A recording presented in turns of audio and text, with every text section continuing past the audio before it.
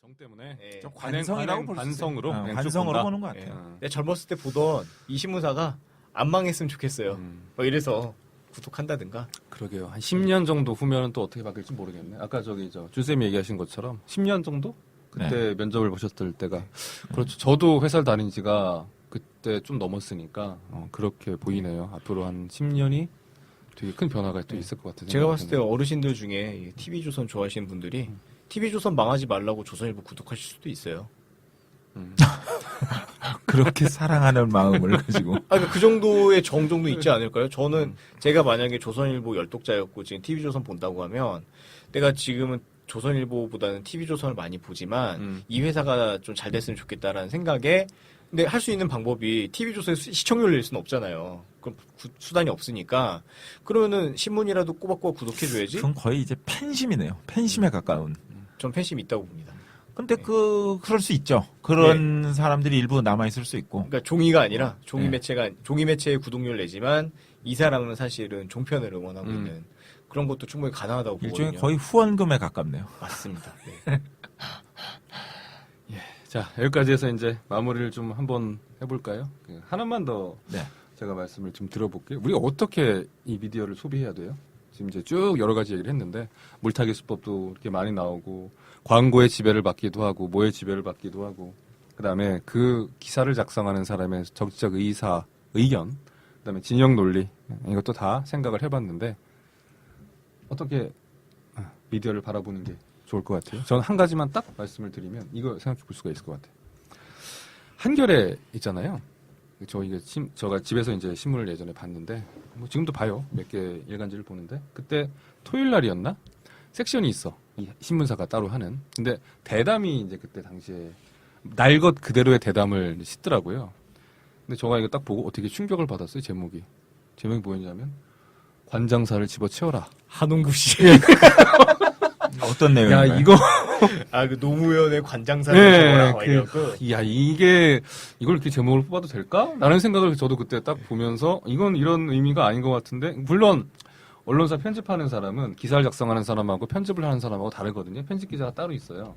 근데 아마 이것 때문에 당시에 아마 큰 논란이 됐던 거라고 저도 생각을 그때 들어요. 유시민 씨가 네. 한겨레 절독을 선언하셨어요. 그 당시. 일단 그 기사 내용이 어떻게 기사 돼요? 내용은 그런 거 아니었어요. 그러니까 말하는 중에 사례를 들면서 했던 얘기인데 그게 이제 제목으로 딱 뽑히니까 이 아주 묘한 뉘앙스를 갖게 되더라고요. 프레임으로. 그리고 한홍구 씨가 글을 그렇게 쓰시잖아요.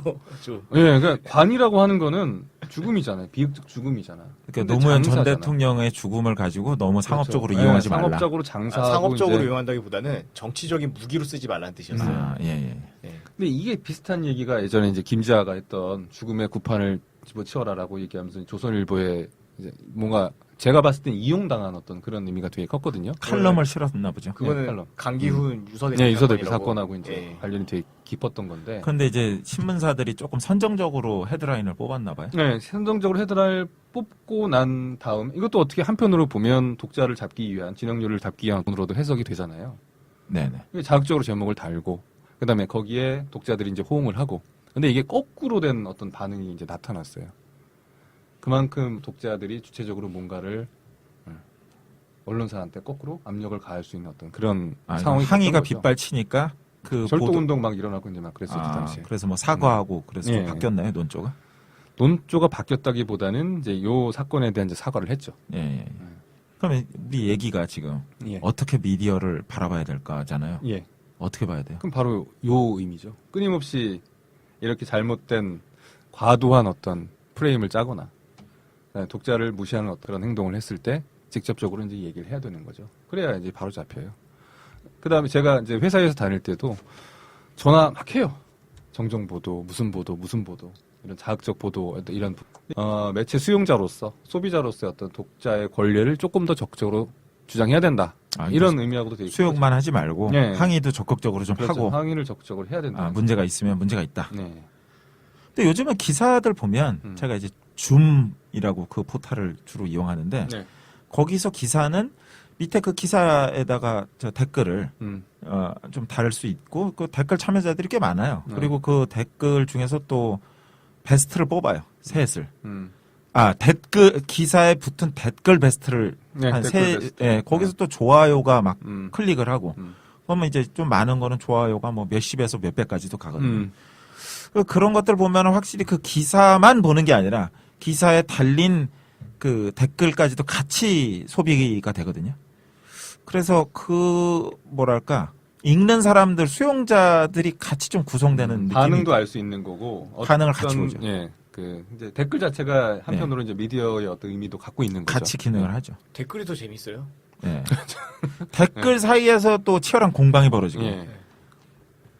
그런 것도 있죠. 적적 수용 형태로 미디어 이제 수용 환경이 바뀐 거고 그 상황에서 우리가 할 수 있는 역할이라고 한다면 소비하는 미디어를 소비하는 우리의 입장에서 기사를 소비하는 우리 입장에서 봤을 때 우리의 견해를 좀 더 적극적으로 얘기하는 게 기사를 만드는 사람한테 독자가 무섭다라고 하는 걸 좀 보여줘야 할 필요가 있는 거죠.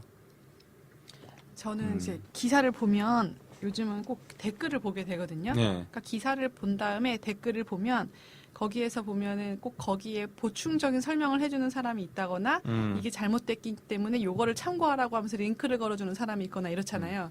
그러니까 알 수 없는 어떤 익명의 사람으로 하여금 그 기사의 문제점이나 아니면은 보완해야 되는 내용들을 이렇게 알아가게 되는 것 같아요. 그러니까 그 댓글에 참여하는 그 사람들이 그 요즘에는 정말 적극적인 역할을 하는 것 같고 수용하는 사람들한테도 많은 영향을 미치는 거는 맞는 것 같아요. 저는 댓글 얘기하니까 생각이 나는 게 댓글에 예. 좀 참여하세요? 다들? 전 안 해요. 저도 안 해요. 안 하세요? 저는 굉장히 적극적으로 참여합니다. 오. 다르네 성향이 다. 저는 뭐 예를 들어 포털로 들어간다. 예. 어떤 특정 기사로 가면은 음. 보통 이제 연관성 있는 기사들이 쫙 나오잖아요. 네. 그 저는 어떻게 보냐면은 그 웹브라우저에서 컨트롤 키를 누르고 클릭을 다다다닥 하면은 별도 탭으로 쫙 떠요. 네. 그 저는 그걸 다 클릭한 다음에 하나씩 다 보거든요. 음. 그러면은 제일 위에 있는 기사는 댓글이 막 뭐 몇백 개, 몇천 개 달리는데 두 번째부터는 없어요. 저는 거기서 뭘 느끼냐면 결국에는 에디터가 밀어주는 기사에만 이 피드백이 달리는 걸 보면 사람들이 그 외의 기사는 안 읽는구나. 그렇다고 하면은 결국에 이 사람들이 의견을 개진하고 뭔가를 배운다고 하지만 결국에는 우리 포털이 정해준 틀이나 언론사가 원하는 틀 안에 사람이 들어갈 수밖에 없겠구나 라는 생각을 많이 하게 되거든요. 거의 예외가 없어요. 들어가 보면 댓글이 많은 기사, 몰리는 기사가 있고 나머지는 다 빵이에요. 피드백이. 그게 무섭다니까. 이제 콘텐츠를 생산하는 게 중요한 게 아니라 어떻게 유통하느냐. 이 배급이 힘을 갖고 있는 시대를 우리가 지금 살고 있기 때문에 우리도 뭐 마찬가지죠. 자기의 생각을 뭔가 얘기를 할 수 있는 어떤 그런 통로가 있어야 그게 가능한 건데 그걸 누가 이제 좌지우지하는 어떤 아예 기사 배열 책임 이렇게 하고 포털의 밑에 거기 이름이 명시가 돼 있더라고요. 이 사람들이 띄우거나 없애거나 그다음에 마음대로 프레임을 조절하고 그다음에 여론을 만드는 어떤 상태가 됐기 때문에 여기서 우리가 과연 할 수 있는 건 뭔가 이걸 좀 고민을 해볼 필요가 있어요. 그 저는 재미있는 것 중에 하나가 우리 미디어라는 말을 쓰잖아요. 이 미디어라는 말은 원래 미디움이란 말에서 나왔는데 그 미디움이란 말이 어떤 물질, 매체 이런 뜻이잖아요. 네. 되게 물질이라는 의미잖아요. 근데 더 이상 이 물질 자체가 중요한 게 아니라 컨테이너가 중요해졌다는 의미로 우리가 또 받아들일 수 있는 거잖아요. 그걸 보면은 더 이상 미디어가 아니지 않나라는 그러니까 단어로 봤을 때 좀 그런 생각도 들어요. 그렇죠. 실어 나르는 형식이 중요한 거죠. 네, 형식이 더 중요해지는 거 아닌가? 도구가 중요해지고 여기까지 했는데 저희도 그래도 뭔가 좀 미디어의 역할을 좀 해야 되지 않나요? 방송을 쭉 하면서 느끼는 건데 낙곰수가 했던 그 내곡동 사저 뭐 이런 것처럼 뭔가 좀 하나 터트려야 되는데 우리가 터트리나요? 우리가 그런 성격이 아니잖아. 우리가 뭔가를 좀 터트려야 돼. 그래야 뭐 자꾸 노이즈 마케팅을 하려고 그래. 취재비나 월급을 좀 주시면 지금 화이팅 있는 사람이 아무도 없고 다음번에 저기 이 작가가 좀 뭔가 하나 터트린대요. 미술과 뭐를요? 관련해서. 그래서 그걸 좀 아니 전혀 다른 본인이 지금 터트리는 것 같아. 내가 터트린다고? 내 지르고 일단. 이게 뭔가 파이팅을 해야 열심히 하잖아. 네. 그래서 그렇다는 거지. 사람들이 네. 그 언론에 바라는 게 참 많은 것 같은데 그 언론 기자나 이런 입장에서도 이 사명감보다는 좀 더 그냥 직업으로서의 기자에 좀 더 그 요새 많이 가는 것 같아요. 그러니까 먹고 살아야 되니까 어떻게 보면 기자들한테 그런 과도한 책임을 주는 것도 좀 어렵지 않나. 기자 관점에서는 뭐 그런 느낌도 들 수 있을 것 같아요. 왜 네가 똥을 싸는데 내가 힘을 줘야 되지? 이런 느낌? 제 친구가 예전에 신문을 보다가 화가 나가지고 메일을 보냈어요. 그 담당 기사한테, 기자한테. 이거는 잘못된 것이 아니냐에 대해서 이렇게 조목조목 이렇게 논박을 했나 봐요. 네. 그럼 그것에 대해서 이제 정정을 해준다거나 이렇게 해야 되는데 그 단메일을 받고 너무 허무했다는 거예요. 뭐라고 했대? 왔는데 했더니 미안하다고 했다는 거예요. 미안하다. 미안. 약간 알겠다, 받아들이겠다, 그냥 이렇게. 어. 그러니까 그걸 다 수용한 거죠. 그러니까 수용한 이후에 어떤 피드백이 있는 기사가 나오거나 이런 건 절대 아닌데 자기 말이 맞다는 거예요. 그러니까 일정 부분 거의 맞고 이렇게 유감이다 뭐 이런 식으로 얘기를 했나 봐요. 그러니까 너무 허무했던 거죠. 제 친구는 그 메일을 받고. 그 친구분이 원했던 거는 결국은 좀 정정 보도였는데. 그러니까 뭔가 사실을 바로잡고 진실을 이렇게 드러내는 거였는데 비문가가 말한 거랑 지금 갑자기 생각이 난 것이 비문가님이 말씀하신 것처럼 근데 본인도 알고는 있으나 그런 글을 쓰게 되는 그런 것들이 상황 자체가 있다는 거예요? 그런 게 뭐 있는 좀 것 같아요. 현실적인 개인의 어려움. 삶과 관련해서. 예. 우리가 보는 기사들은 어떻게 보면은 요리가 다 끝나서 앞에 나온 딱 식사라고 한다면은 사실 기자들이 겪는 과정들은 재료를 모으고 다듬고 이런 과정이 있잖아요. 근데 사람들이 보는 거는 그 과정을 볼 수는 없으니까 결국에는 이 기사만 가지고 평가를 하게 되는데 기자들은 그 최종적인 기사를 만드는 데 있어서 어떤 고민이나 취재 과정이나 이런 것들이 있었을 거라고요. 그래서 그 결과물이 이제 그 결과물만 보면은 알 수 없는 그 사람만의 고민이라든가 어떤 갈등 같은 게 분명히 있었다고 저는 생각을 해요. 근데 거기에 대한 평가 없이 단순히 네 기사가 틀렸니, 내가 아는 거랑 다르니 이렇게 얘기하는 것은 제가 봤을 때는 어떻게 보면 이것도 예의가 아니라는 생각이 들지만 또 기사 소비하는 입장에서 봤을 때는 뭐 어차피 내가 음식을 먹었는데 맛이 없어 라고 얘기는 할 수 있는 거잖아요. 이래 저래 해서 맛이 없어 라고 했을 때 뭐 음식을 하는 입장에서는 뭐 그렇게 느낄 수 있지만 내가 의도한 것은 이런 거였다. 그래서 당신한테 맛이 없을 수도 있는데 그거는 미안하지만 내가 가지고 있는 기준이 있기 때문에 그 맛은 바꿀 수 없다. 라고 얘기할 수 있다고 보거든요. 물론 그렇죠. 근데 이쪽 입장에서 한번 생각을 해보면 되게 많아요, 일이. 그다음에 뭐 변명 같을 수도 있어.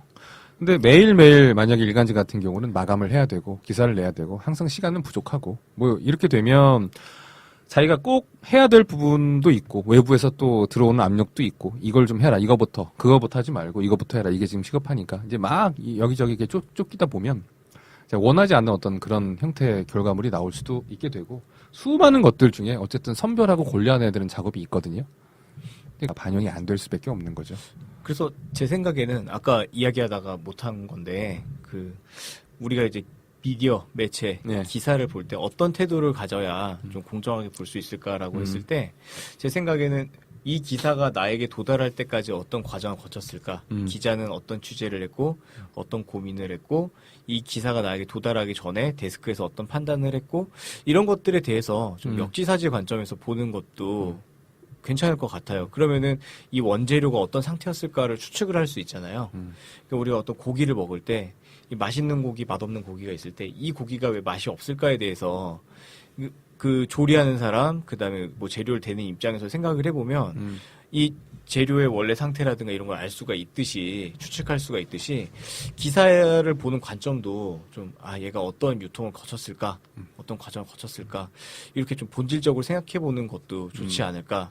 그리고 그런 상태를 추측하기 위해서는 더 많은 기사를 보고 더 많은 공부를 뭐 일반 시민들, 뭐 저도 마찬가지지만 이런 사람들한테 공부를 해라라고 말하는 건 너무 불친절하고 나쁜 네. 짓이지만 나쁜 짓이라고 봐요. 하지만 만약에 내가 좀 올바른 내용을 알고 싶다라고 했을 때는 좀 그런 수고가 필요하지 않나 생각이 들어요.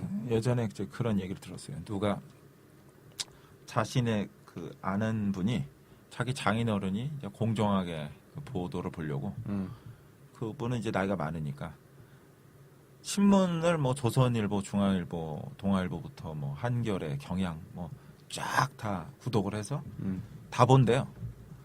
그렇게 관공서에 계세요? 아니 그냥 그분의 성향 같아요. 네. 그래서 이제 뭐 뭔가 팩트를 알고자 하는 그런 열망. 그런데 이제 그건 현실적으로 어렵잖아요. 근데 뭐 구태여 그렇게까지 할 필요도 없고. 그런데 스마트폰으로 여러 신문을 한꺼번에 볼 수 있는 환경이 됐고 포털도 있고. 그러니까 같은 사안을 가지고 여러 그 언론사 간에 비교하면서 볼 수 있는 환경 훨씬 더 좋아진 것 같아요. 그래서 좀 뭐 비교하면서 보면 조금 더 뭐 좀 편향된 보도 이런 것들을 조금 더 경계할 수 있지 않나 그런 생각도 들고요. 저는 이제 마지막으로 마무리로 이런 생각을 한번 해보고 싶어요. 좀 너무 정보가 많은 것 같아. 그다음에 생각해야 될 부분도 너무 많고. 근데 이렇게 생각해 볼 수가 있어요. 정보를 한 번 더 걸러. 그다음에 아까 비문가가 얘기했었던 것처럼 이 안에 숨겨져 있는 게 뭔지 행간을 좀 읽는 작업을 한 번만 더 해보면 그 안에 담겨져 있는 여러 가지 의미들이 떠오를 수가 있어요. 근데 우리는 그냥 무의판적으로 그걸 이제 수용하는 경향이 크기 때문에 그렇게 되면 이들이 원하는 형태로 우리의 사고가 좀 지별받지 않을까. 거기에서 좀 벗어나는 게 한 번쯤 필요하지 않을까. 제가 말씀드리는 행간을 읽는 방법이 이제 기자 관점에서 좀 생각해 보자라는 거였어요. 왜냐면은 행간을 읽어라라고 하면은 말이 너무 어려워요. 무슨 뜻인지 잘 모르겠고 어떻게 해야 될지 잘 모르겠고. 근데 저는 그 생각도 한번 해봐요. 마지막에 그 말씀을 하시니까 이제 박군이 얘기하는 게 생각나는데 그